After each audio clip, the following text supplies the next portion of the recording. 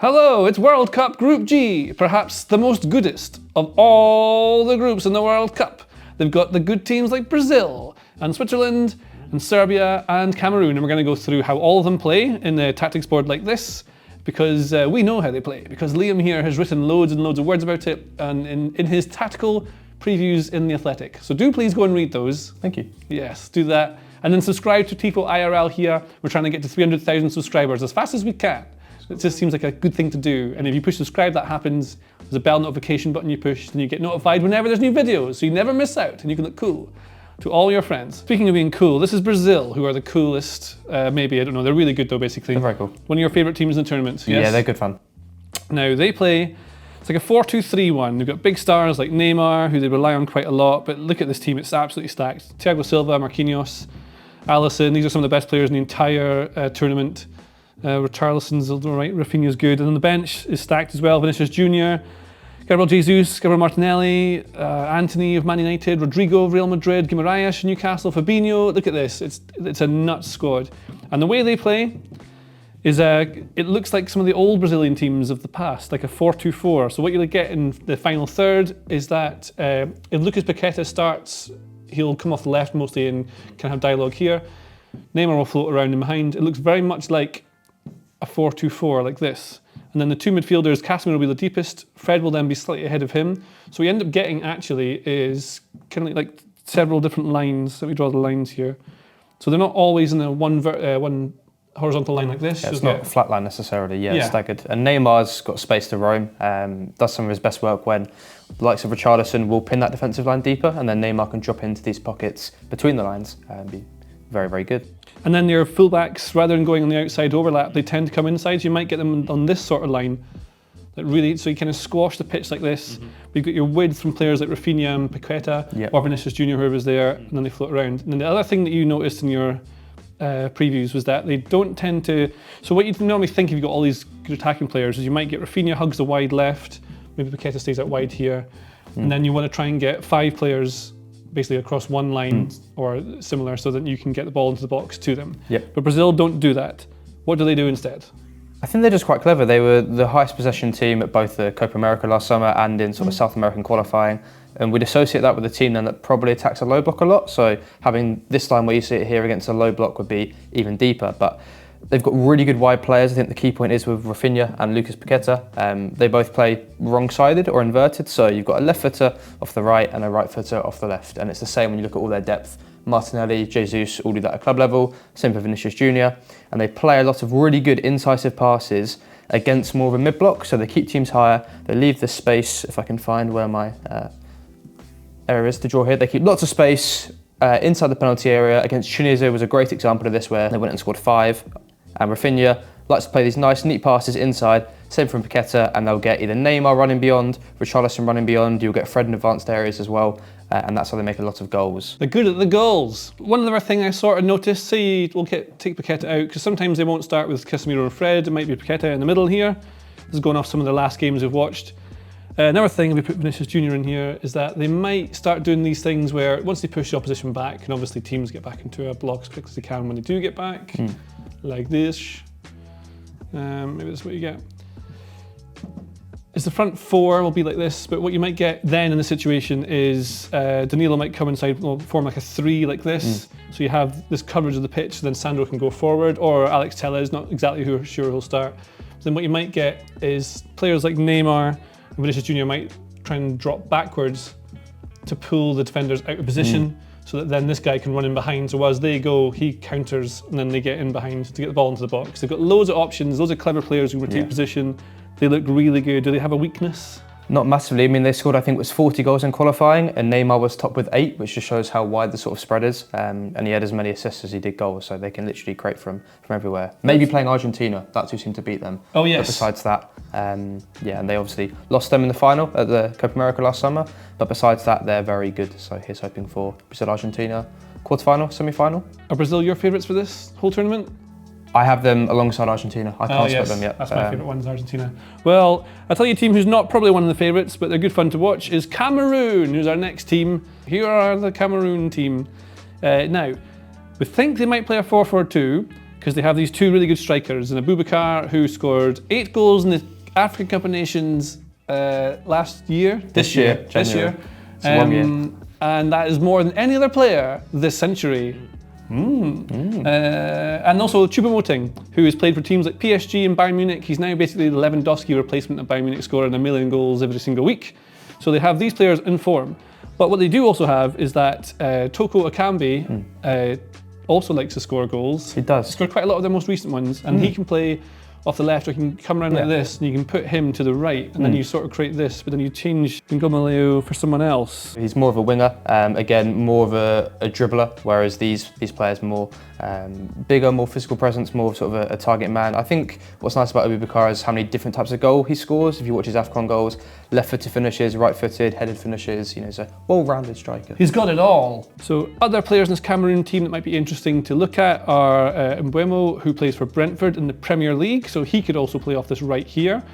They've got options, basically. Again, this is not exactly what play. Maybe Olivier Ncham, he's played for Celtic, plays for Swansea now, he could come in.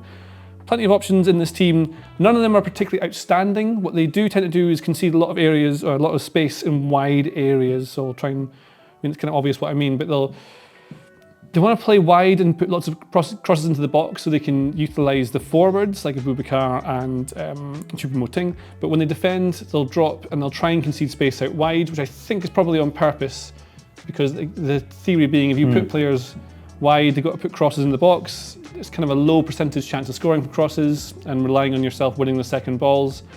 But they're not incredible defensively. No, they do ship goals. I think they conceded quite a few at AFCON, and that was obviously their undoing. They scored, I think it was the joint most goals in the tournament, but got knocked out in the semi-finals, which sort of shows you, what sort of team that they are. And again, with encouraging opponents to really commit, these wingers and the fullbacks forward as well is going to create space for them, I guess, in attack, where these players are high, maybe out of position, can't always get back to defend when they attack wide areas. Yeah, so, and then these guys can just sort of go. It would look so a bit like this, I suppose, wouldn't it? Something like this, so the fullbacks come up and join in. Big game of chess. Yes, it's all the tactics, which is why I guess we're trying to look out. But one more player to look for, actually two. The goalkeeper's very good, Onana. Also, Zambo Anguissa was playing at Napoli. You may remember him from his time at Fulham, where he wasn't amazing, but at Napoli, this boy is box to box, full of energy, and really, really good on the ball. So that's a nice little thing to look for in Cameroon. They're quite fun, Cameroon. The next team, are they fun? Let's find out who they are. It's Serbia. Serbia are fun to me because they're like the Football Manager Wonder Kids fans' favourite. Players like Andrija Zivkovic, do you remember him? Do you remember Predrag Rajkovic? This is who we used to sign for like the last 10 years of Football Manager, and they're here playing alongside players like Vlahovic, who's a recent one, who's come good, playing, of course, Juventus just now. Mitrovic has a foot injury, but he's absolutely key for this team. He is the all-time top scorer for Serbia, and he's 28 years old. Dusan Tadic, another key player here. Milinkovic-Savic, great midfielder. And what they tend to do is, well, they play with these wing-backs. So Zivkovic is very much a winger, not a wing-back. And what Serbia tend to do is get the wing-backs very high, very quickly. Kostic might be the left wing-back here. And that means that they create, like we said in Brazil, teams tend to create a front line of 5 with this. So the front 2 will try and pin back the opposition defence. And then because they have the wing backs so wide, it often drags full-backs out to deal with these guys out here. Now that then means that when the midfielders push up, their defenders, the centre-backs, are kind of dribbly, not dribbly boys, but they like to carry the ball. So they'll often come up, drag it into midfield like this, one of these. And say like Milinkovic on this side takes the ball to this position with the ball, as the other team retreats, it creates these sort of passing lanes because of the width they're creating. So this width between these two players creates this passing lane to try and thread in players like Vlahovic, or opposite side you've got Mitrovic making the same sort of runs on the outside, if they can stretch the opposition. But a lot of what they do is getting the ball into the box from wide areas, like many teams, because a lot of their goals are just headers. Yeah, Mitro ends up sort of a lot of the goals you've seen him score for Fulham, where he's not, I think, too much like a player that crashes into the box. He's sort of stood there a lot and will, sort of almost dunk on players where he gets up above them. Again, by having these players wide and making these spaces, often if they can't get the pass sort of straight through into the wing back, Tadic will drop in and he almost becomes a link player, so then you can get those passes coming in, and then he threads into likes of Kostic, you can then go and run in behind. So he's really fluid and really key to their attack. We know how good a player he is, but he really shines in this where he can be the focal point. Yeah, they're a good team. Ilic is another one who might come off the bench. Luka Jovic was at Real Madrid for a while, didn't quite work out for him, now playing in Germany. They've got some decent players. It's a decent squad, but the first team is far better than what they actually have. I mean, it's decent enough reserves, but first team's key. Lots of crosses into the box, lots of headers. And Mitro, if he's fit, will be, let me say, very important to them. Last team is Switzerland. Are they exciting? Sort of. Yes. It's a 4-3-3 or 4-2-3-1. I think this might be what it looks like. Yeah, roughly so. Yeah, and so Embolo is a winger who's turned into a striker. He's not fantastic. He'll do a job for them. Shaqiri is really important creatively, but he tends to play off the right. He's left-footed, so your attacking shape will look more like this sort of thing. Shaqiri coming in on off the right side. Yep.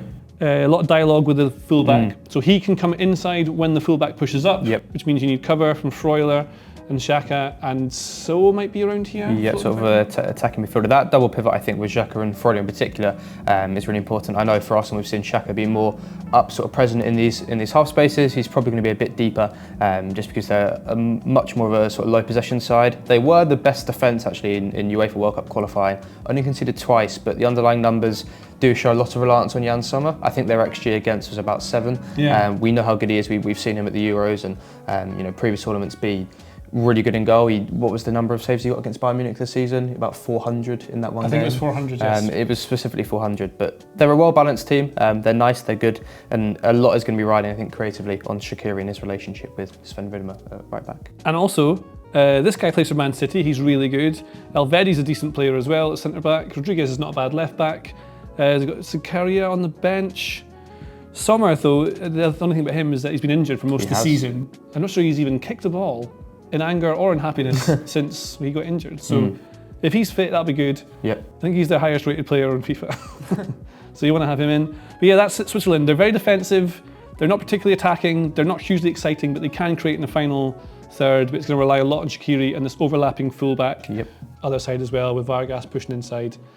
Mostly they want to play in the counter-attack, try and get Embolo away and behind the defence. So suits Shaqiri as well with his pace. I feel like we often write Switzerland off at major tournaments, but they've got out of the groups the last 4 major tournaments they've been at, so that's 2 Euros and 2 World Cups, so maybe they'll follow that trend again, and everyone writes them off and then they get out the group. So right off the Swiss, at your peril. And yes, and also at your peril, subscribe to the channel, please. Nothing will happen to you, you'll be fine. But please subscribe to Tifo IRL and read Liam's articles. Thanks. And have a nice time watching Group G. Group H is coming up. If you like this video, please consider subscribing to the channel. The Athletic is home to some of the world's best sports journalists, including David Ornstein, Daniel Taylor, Ollie Kay, Amy Lawrence and Rafa Honigstein.